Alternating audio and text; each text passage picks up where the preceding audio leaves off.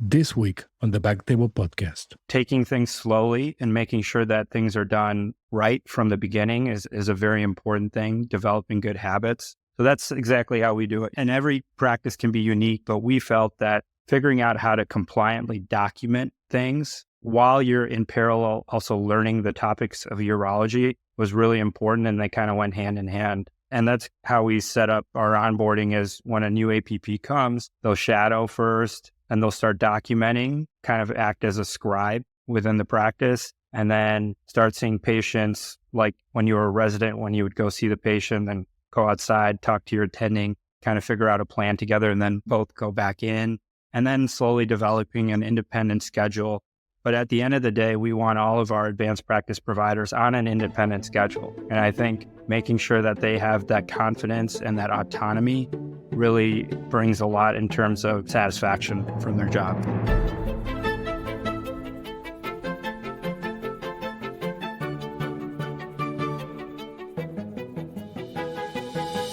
Hello everyone, welcome back to BackTable Urology Podcast, your source for all things urology. You can find all previous episodes of our podcast on iTunes, Spotify, BackTable.com. Now, a quick word from our sponsors. Today's BackTable podcast is sponsored by Boston Scientific's Urology Division. Boston Scientific is dedicated to transforming lives through innovative medical solutions that improve the health of patients around the world. This includes solutions for benign prostate hyperplasia, or BPH, one of the most prevalent urology conditions facing men today.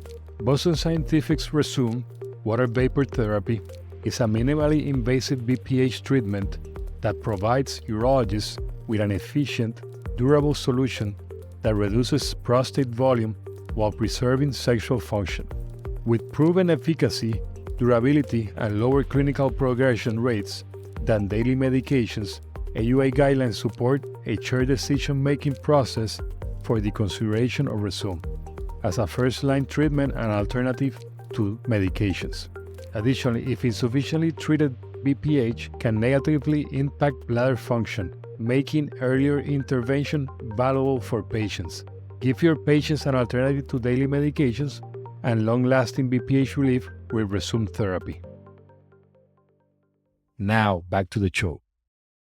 This is Jose Silva as your host this week, and happy to introduce Dr. Arpeet Shah and Nicole Hollander. Dr. Shah completed medical school at the University of Illinois at Chicago College of Medicine, then did residency also in Chicago at Loyola University Medical Center, and proceeded to do a fellowship in the endourology and minimally invasive surgery also at Loyola University. He currently practices urology in the greater Chicago area. He is part of Associate Urological Specialist and is the director of APP program at the group. Nicole Hollander is an advanced practice registered nurse who specializes in urology. She earned her BSN and MSN from University of Miami, and she's a board-certified family nurse practitioner and is also part of the Urology Associate Urological Specialist. Nicole and Arpeet, welcome to BackTable. Thank you. Thanks for having us. No, it's going to be good. So Arpeet, I was reading your website and I saw that you're the director of APP program. So let's go and dive into that. I mean, what does it mean? What it is? How did you create it? What happened? What led to the creation of an APP program? Sure. I think a lot of urology practices are in a very similar situation as we were, pre-COVID and really entering into COVID, where there's just been a tremendous shortage of urology providers and an ever-growing patient population. So we were noticing that, in our community and in our surrounding areas that, patients were having to wait weeks, months to see a provider, and we felt that we weren't serving our community correctly. And so the only way to kind of catch up and provide the needs of the patients in our community was to increase our providers. And with such a shortage of urologists, we knew we needed to utilize and harness the power of advanced practice providers to help us take care of our patients. We were also having, other issues in terms of your burnout. Urologists have a highest degree of burnout compared to any other specialty, according to some studies. And we felt that advanced practice providers could help our physicians stop them from burning out. And when we looked at our patient population even more closely, we were noticing that there was high rates of attrition. And, we're going to talk a little bit about BPH and how we manage our patients, but we looked at our attrition rates for BPH, and it was 60 to 70% of patients at that time, and it's much better now, were not coming for a second visit. And so we felt that there was, we just needed all the help we could get. When developing a program, though, we wanted to make sure we had a unified mission in terms of what was best for our practice, not necessarily what was the needs of an individual physician. And so having a unified, standardized kind of thought in terms of how we would utilize APPs into our practice was really important. And then, when we brought them in and we started growing the program, there's a lot of work that goes into running an APP program, whether it comes from onboarding, making sure that they're clinically excellent, that they're following pathways and really up to date with the ever-changing knowledge that's coming out there. And they're compliant from a documentation standpoint, billing standpoint. We needed to kind of have somebody in charge and kind of one voice leading that program. And it's almost like leading a company. You need to make sure that all of the people in your company are growing and developing, that we're meeting their needs of their career goals, and we're meeting the needs of the practice. So that's what the mission was. And we started in 2022 with one full-time equivalent APP. There were 16 urologists, and we've gone up to 8 full-time equivalents in a short amount of time, and feel like we will continue to grow. Good. And Nicole, was this your first job? Yes, this was my first job right out of nursing school, or right out of getting my master's. And why urology? So my dad's actually a urologist, so I had a little bit of a brief background in urology, but to be honest, I kind of fell into it. I had been looking for a job in Chicago, and I couldn't really find a job, and I found this, and Dr. Shah, and then our other doctor, Dr. Patel, we really vibed with one another. I think we really hit it off, and I followed them, and, I realized, this could be something I like. And now, I really like urology, something that I'm definitely passionate about. And describe those first month. I mean, and Arpeet, you can add some if you want, but definitely when an APP starts to practice, are you throwing to seeing patients, or how is that process? Is it shadowing first? Just describe how your program is running. So you can ask Dr. Shah. I was the most nervous person. I was like, I don't know, I'm not doing anything right. But so basically what we did is I followed Dr. Shah for, how long was it? You think a couple of months? 3 or 6 months, yeah.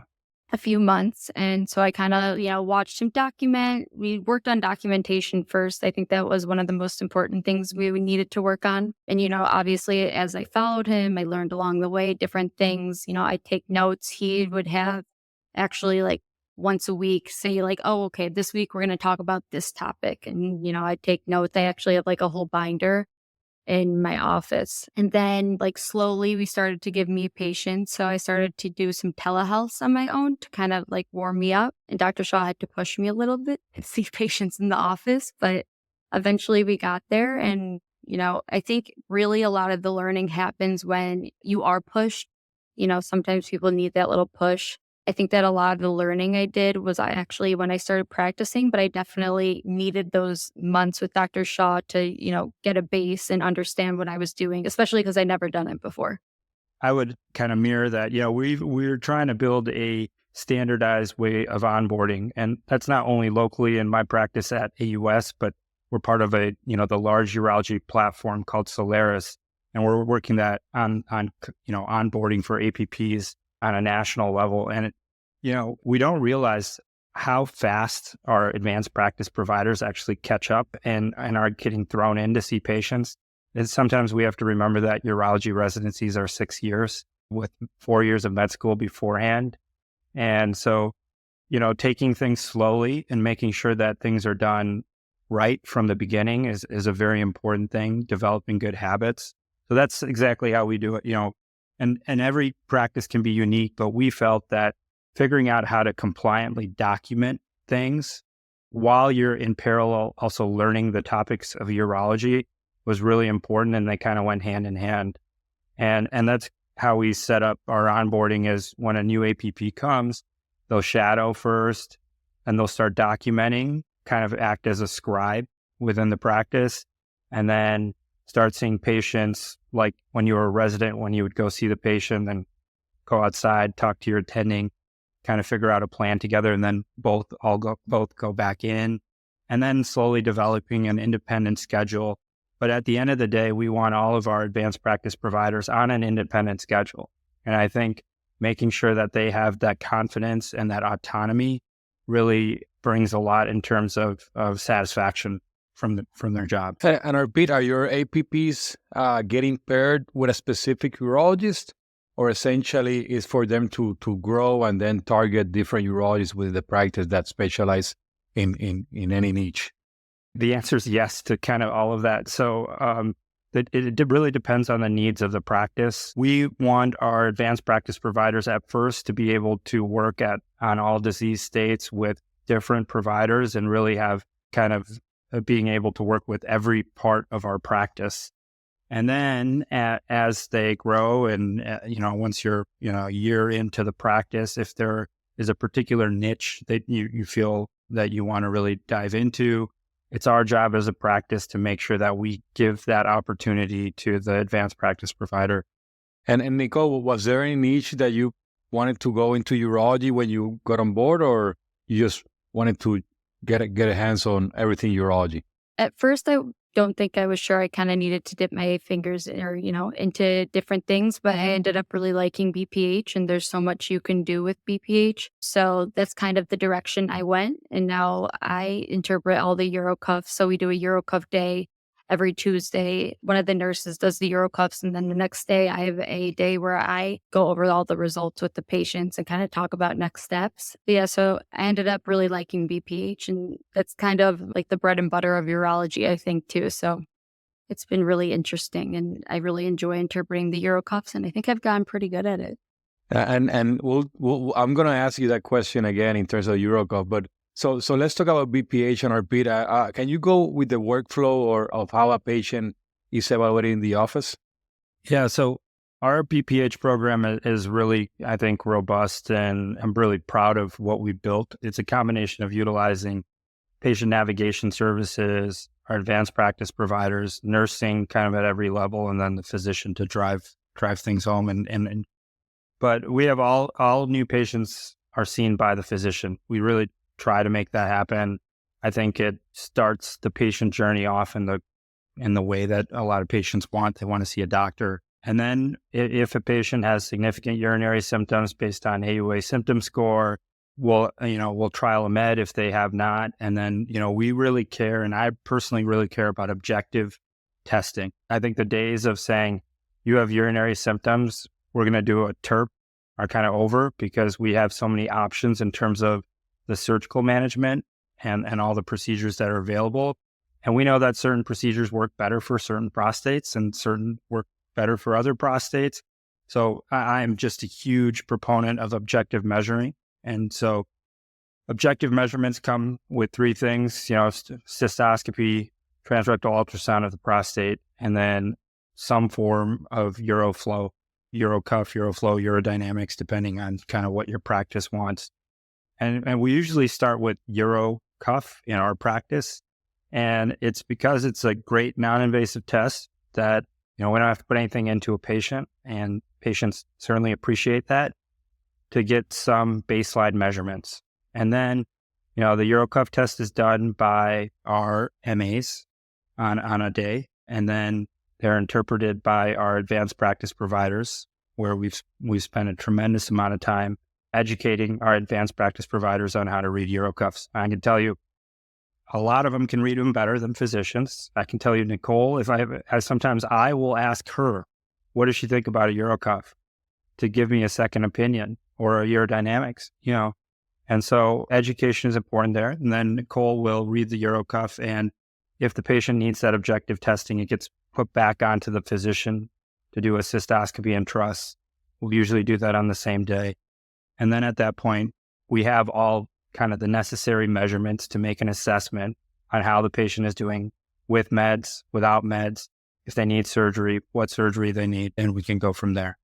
And let's say when that patient goes to Nicole, and is it a telehealth visit? Is it the patient is in person? In person. We usually do a telehealth visit. So I have a telehealth day on Wednesdays, and most of my day is just interpreting UroCuffs, seeing what they need next. So a majority of those patients on that day are UroCuff patients. Yeah, the reason why we pick telehealth is multifold. So one is patients are already coming in for their UroCuff. To have them come in again, I mean, it's a big burden on taking time off from work. So telehealths are just, they seem more easier for the patient. It's easier for the practice as well, where one of our big limitations is just space, having enough rooms to see patients. And so you're taking that part of the equation, kind of, you're solving it. And then the third point is this allows Nicole a week to review all her UroCuffs. And should she have any questions between the time of the UroCuff and when the patient has their telehealth appointment, she can review it with the physician. If the test is not done correctly, we can ask the patient to come and do it again. So we have a good test and we have good data. And so all of those things kind of really promote a telehealth visit.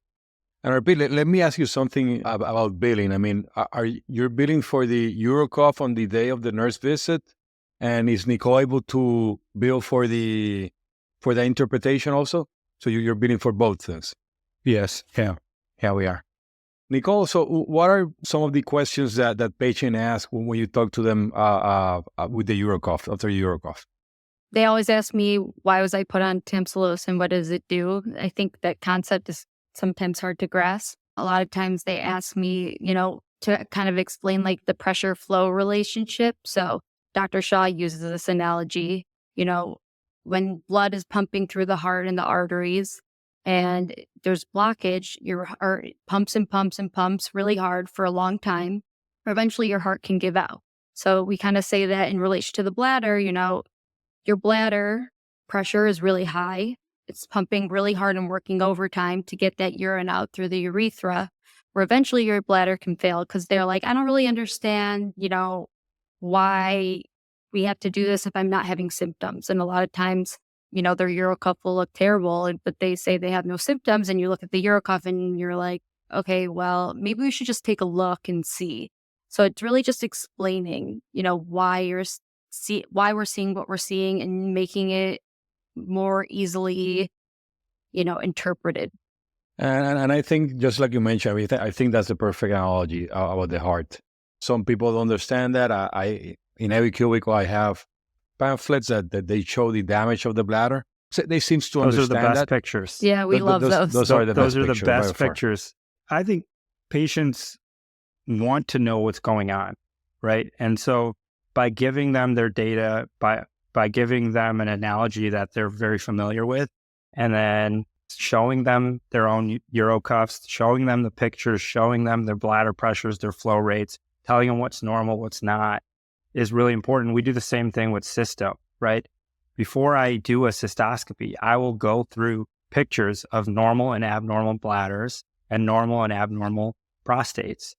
And if you can show them what the normal and abnormal are, and then you do the cystoscopy and you tell them, look at the screen, tell me what you see here, it's very clear to them.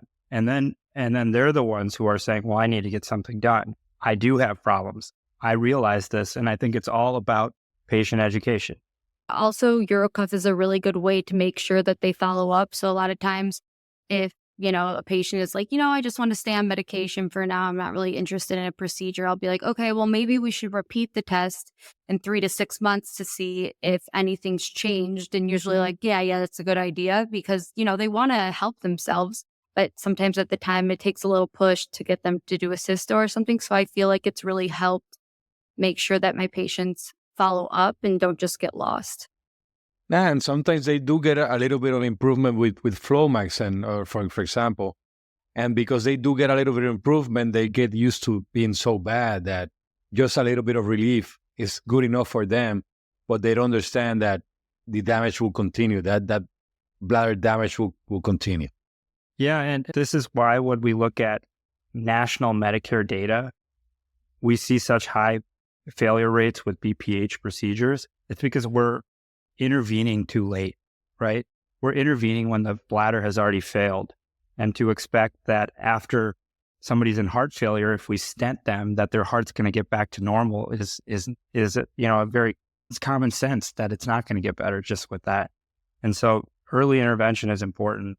The other thing, we actually published a study on this, is that we looked at all of our patients who are following up, satisfied on medical therapy for BPH. And I think medical therapy works for a lot of people. But we did UroCuffs on them, and 62% had abnormal UroCuffs. So, even these are patients who are coming in saying they're satisfied on medication. So getting that objective data to them is just really important. Yeah, that guy with 150-gram prostate, that's I'm perfect. But you do a cystoscopy, severe trabeculation. I mean, definitely you're not perfect. Arpeet, when do you start talking, or Nicole, when do you start talking about possible procedures to the patient? I kind of explained it a little bit after their UroCuff. Like, if we do the cystoscopy, eventually it might lead to you having some sort of minimally invasive procedure that can kind of open up the prostate so you don't have these symptoms and you don't further damage your bladder. So I'll kind of give them like a brief rundown just so they know what they're going into. And I do always tell them, even if you get a cysto, it doesn't mean you have to do something, but it's a good way to at least see what's going on. But usually I kind of preface them after their UroCuff when they do decide to do, cysto or truss or whatever it is. And then I think Dr. Shah ultimately decides what's best for them. Yeah, for our patients, all of our new patients who have BPH automatically get through email, text, get a copy of our BPH booklet, which is just an introductory booklet on all of the tests that we have diagnostic, and then a quick blurb, short paragraph on all the procedures that are out there so they can have some early education on it. But really, we wait until the objective data is gotten. So until we figure out their size, shape, and flow rates, and then you can introduce the procedures that will actually work, that will benefit a patient. I mean, there's no reason to, offer a UroLift, in my opinion, on, somebody with a very, very large prostate. And so you don't want to introduce it too early where patients, are tied to a particular therapy that just won't work for them. You don't want to, kind of withhold that information either. It's just kind of slowly introducing that concept.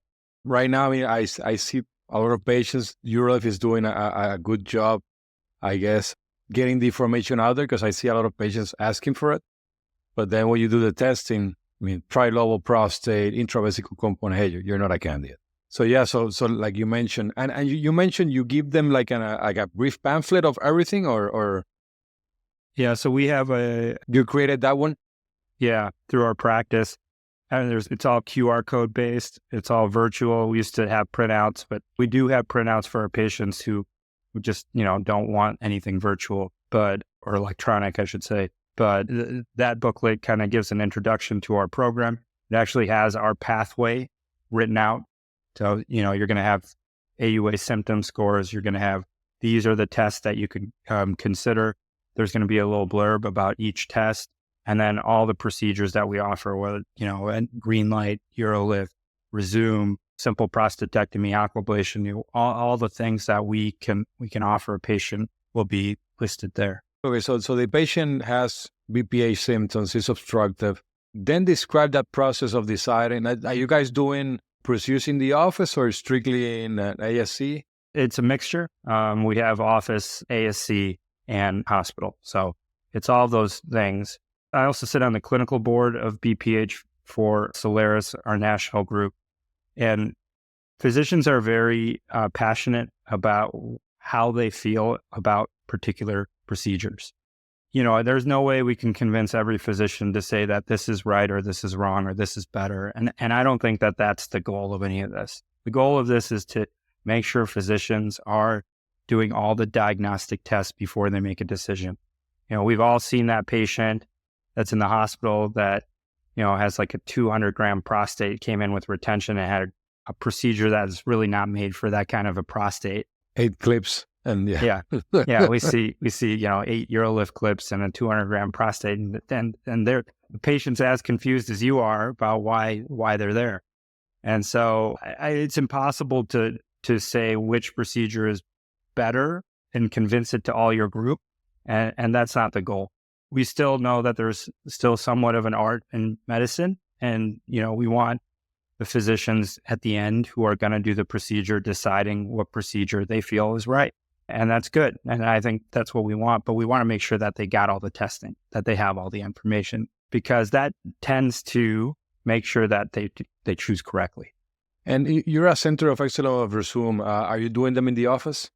Yeah, we do 100% of our Rezums in the office. We utilize a combination of local anesthesia, just a prostate block, and Pronox, which is a patient-controlled delivered anesthetic. The key thing about Pronox is it kind of gets out of your system in a couple minutes after using it. So we really think it's a drive-in, drive-home procedure, meaning you could drive in, get your BPH procedure, drive home. And specifically for our patient population, where it's difficult for them in terms of getting off from work or, having the support from family necessarily to bring them into the office, this is a really it's a procedure that really strikes them as an appropriate thing for them. And those are the things you talk to with the patient. We have this in the office, you're a candidate, versus something a little bit more invasive, which will be in the hospital. And you start like deciding what's the process and going through that. Yeah. So I'll tell everybody, there's, 8 or 10 things we can do from a procedural standpoint for your prostate. Once we get the objective data, we'll bring it down to 2 or 3, and then we talk about it. And one of the benefits for Rezum specifically is that it can be done in the office, and patients can drive in, drive home. You can do it on blood thinners. I think I've done many on blood thinners. They're okay. Done for a variety of prostate sizes and shapes. If you see a median lobe, you don't see a median lobe, it's fine.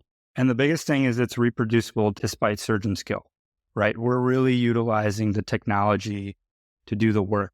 It's not like, oh, I'm very good at doing TURPs, or he's very good at doing, a simple prostatectomy, or whatever the case might be. There's really normalization of surgical skill with Rezum, and I think that makes it very enticing.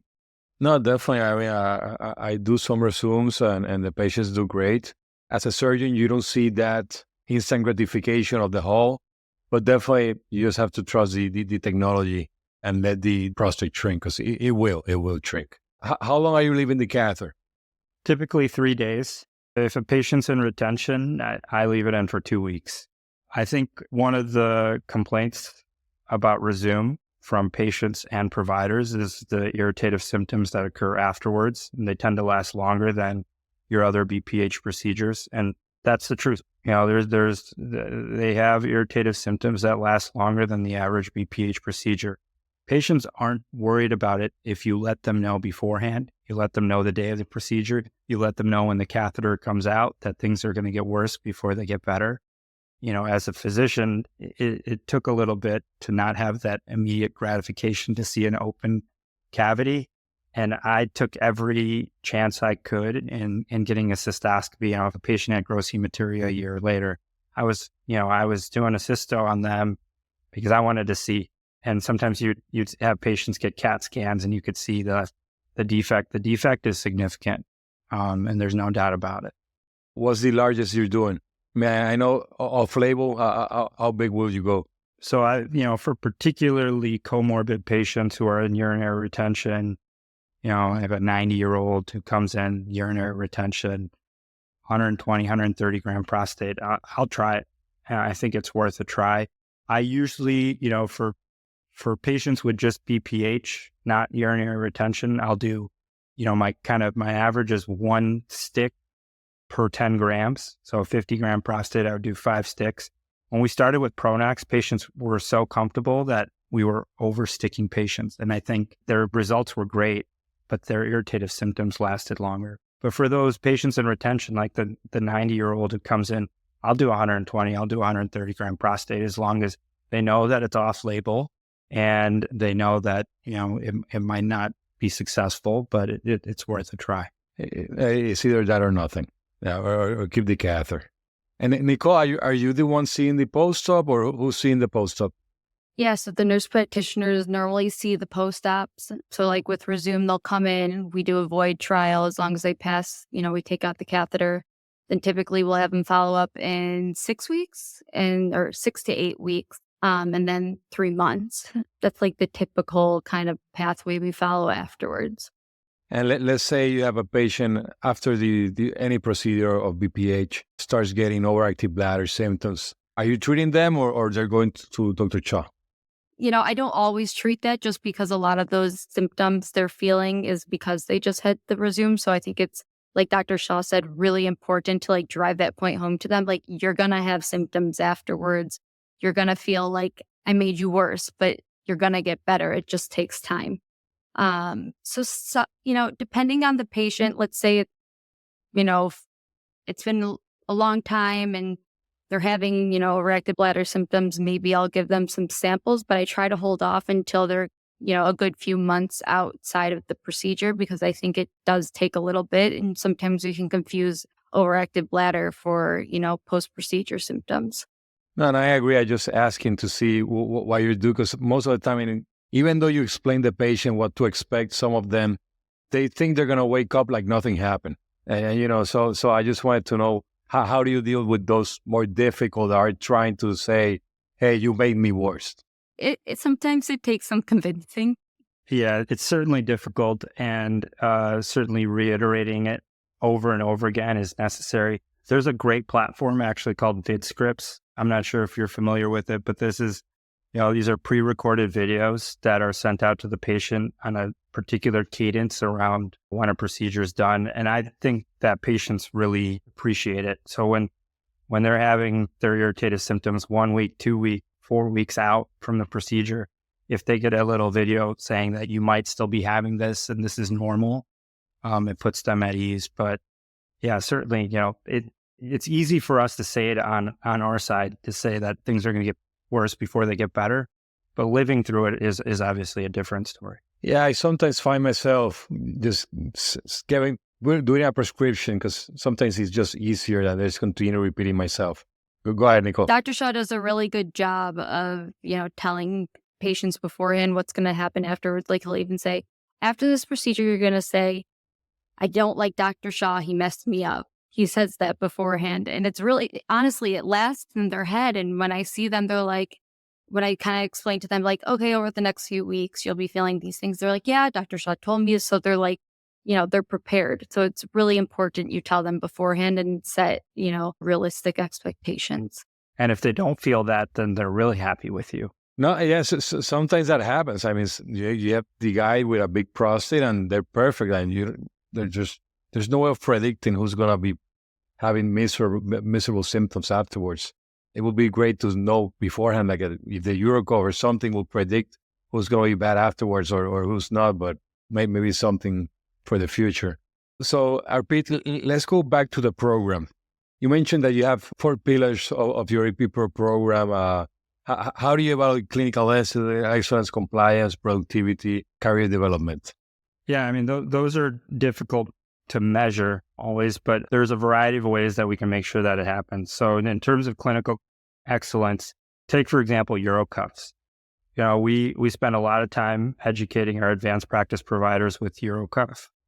The folks at SRS who developed UroCuff help with that educational process, and that partnership is really important.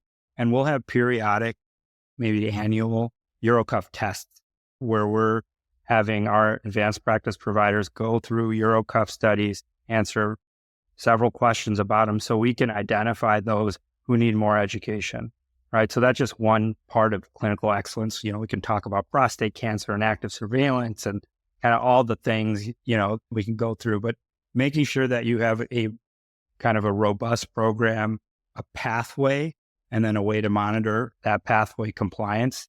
And so there's another thing, we make sure that when patients are seen with BPH, that they get an AUA symptom score. And if they have an AUA symptom score above 8, which means moderate to severe symptoms, that at least a discussion is being had about medications, diagnostic testing, right? And if If they refuse, they refuse. But we're going to be monitoring that and tracking that with our advanced practice providers to make sure that they are following the pathways. Arpeet, let me interrupt. How do you have to go to their chart and look at it, or do you have something in your EHR that can detect those things? I wish we had something in our EHR. Okay. Right now it's laborious, but we think it's important. So we have clinical navigators who are nurses or MAs who specialize in different disease states. Our clinical navigator will not only talk to patients to make sure that they're following up. Let's say we have a BPH navigator. They'll remind them, hey, you have your UroCuff next week. Make sure you drink plenty of fluids before you come. They're the ones who are doing the UroCuff test, right? So this is somebody that the patient knows they've talked to. Now they see them doing the UroCuff test. Those are the same navigators who work with our advanced practice providers and our disease state experts. And they're the ones who are actually checking and giving us the data on compliance. So it's laborious right now. I think as EMRs get smarter, as AI comes in and really builds into EMRs, we're going to be able to do that more easily. When we talk about the other things like compliance, that goes into compliance, but also documentation, doing coding audits, making sure the charts are documented appropriately, giving that feedback back to our advanced practice providers. Say, hey, you're not coding this correctly. We need to change this. We need to make some more educational opportunities in terms of compliance and billing. And then making sure, the most important thing, we talk about patient attrition and disease states, but there's a lot of attrition with advanced practice providers. A lot of practices say, I hire an advanced practice provider, I get them trained up, they learn urology, and then they leave for another job. And that is a failure on the practice and the program, right? We have to make sure that we're having discussions with the advanced practice providers, that we're making sure that we hit their career goals, right? Whether their career goals are to be able to work part-time, spend time with their family, because a lot are mothers. And then once their kids go to school, to be able to go back to full-time, we have to develop a program that fits that model. If they start getting bored with their daily run-of-the-mill urology and they want to, be participating in an advanced prostate cancer clinic, well, what are ways we can integrate that knowledge and get that to them and then build out that program? So we just have to have this constant communication and a real emphasis on the people who are part of the practice. And so those are kind of all the ways that we look at this. I mean, we can go a million different directions from that, but the 4 pillars of productivity, they have to be productive. They have to generate income for a practice. They have to see patients. That's how the job exists. But if they want to do something in a particular field, we got to make sure they do it in a compliant way and that they're getting the education needed to do that. And question, are there, the APPs are training other APPs, or right now? Yeah, yes and no, that's the goal, right? We want, while I sit at the head of our APP program, I would love for me to pass this on to another APP, right? And Nicole, so you're that's up to the that? goal. I wouldn't mind. Yeah, Nicole, a couple more years, but that's kind of how we start. And then when an APP is on board, I mean, do all of them pass through you, or depending on what they want, they go to other providers?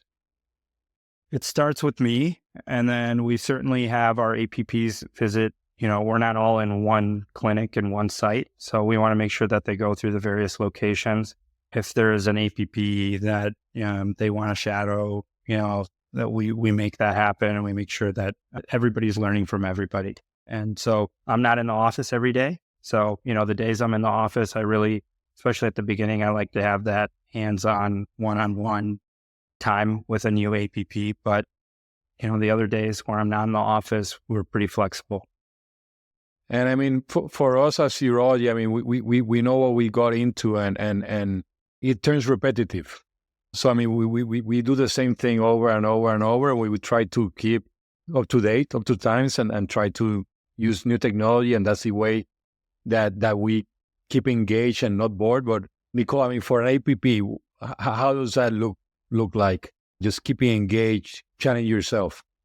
I think that, the APP program and Dr. Shah, and there's a couple other doctors that are involved a little bit, they've done a really good job of allowing us to if we have an idea, there's something that we want to bring to light, they always are like, okay, let's make a game plan. Let's get it moving. They're always willing to listen. Like recently I've been kind of interested in women's health, and we don't really have a women's health program. So we've been talking about that, and I have to make a presentation and present it to them, but they're more than happy to support, whatever goals I have and whatever, I'm interested in. So I feel really lucky for that. They've been really great. So what's the idea to have BPH and women?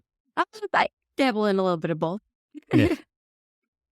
BPH is always bread and butter. I tell her never leave it, but certainly women's health is a big need. The other thing that I think I think the evolution of utilizing an APP is going to be with procedures. Pretty soon, we're going to be having so many procedures that a urologist, as a physician, as a surgeon, is not going to have the bandwidth to do them all. So it might start with cystoscopy, cystostent removal, truss, and then kind of building that. We have a lot of our nurse practitioners will do testapels, they'll do hydrocele aspirations and sclerosis in the office, and I think that continues to engage and grow them as practitioners. Yeah, but my APP does cysto and stent removal, and it is that out of need, definitely out of need, and to keep her engaged. I don't have a program structure as yours. I'm going to steal a lot of things that we talked today. So, but definitely it really helps. And like you mentioned, I mean, the way she grasps things so fast. I have mentioned for us 10 years of training, 6 and then 4 of medical, and then 6 of urology, and then she grasps it very fast. So yeah. So the plan is to have Nicole start doing some cystos. Actually, yeah, absolutely. What our rate limiting step at this point is space. It's still how many rooms we have. We can always get more cystos, and there's disposable cystos if we need to. We try not to utilize disposables, but it's just space. And then, there's a shortage of staff across the country. So we have to make sure that the foundation is there before we really make the program. Yeah, I would say right now, I would say half of my patients, or not even half, but yeah, I would say half of the surgical patients that I see in the OR, Becky, my APP, she was the one that did the workup, and I mean, she's been flawless, and the patients are happy, and yeah. She sounds awesome. She's been a great addition. I mean, I'm new to this EAPP system, I will put it that way, but yeah, it's amazing. What you get in is what you get out. Right? You have to invest in your advanced practice providers and really make them feel like they're the level of provider where they're at the level of you in terms of a physician.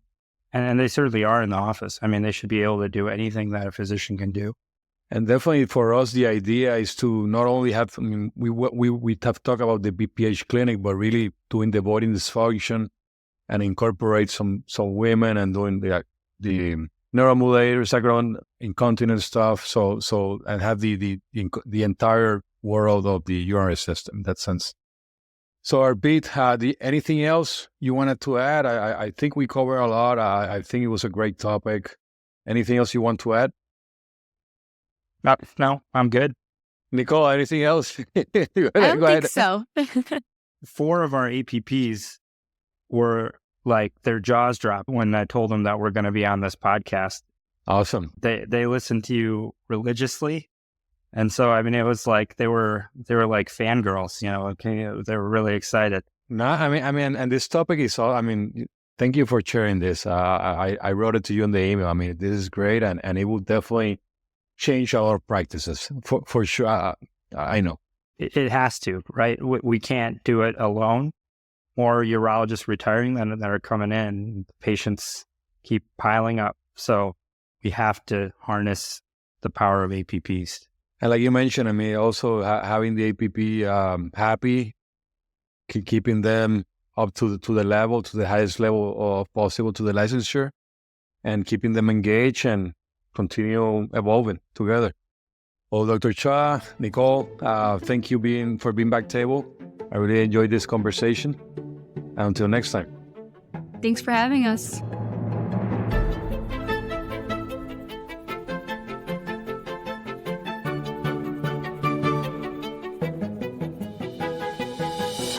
Thank you so much for listening.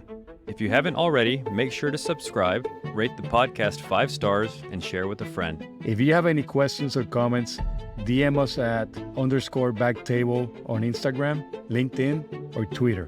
BackTable is hosted by Aditya Bagrodia and Jose Silva. Our audio team is led by Kieran Gannon, with support from Josh McWhirter, Aaron Bowles, Nick Shellcross, and Ness Smith-Savadoff. Design and digital marketing led by Brian Schmitz, with support from Devontae Delbrun. Social media and PR by G Ding. Administrative support provided by Jamila Kennebrew. Thanks again for listening and see you next week.